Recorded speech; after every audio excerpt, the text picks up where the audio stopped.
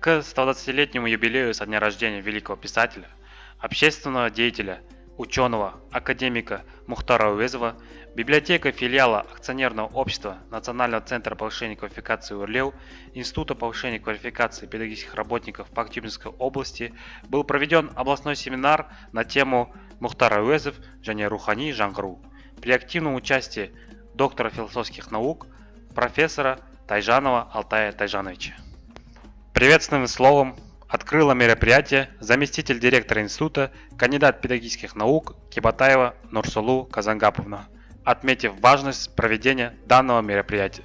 С огромным вниманием собравшиеся слушали выступление профессора Тайжанова Алтая Тайжановича, известного как Ауезоведа, ученого, непосредственное имя которого связано с именем великого классика казахской литературы.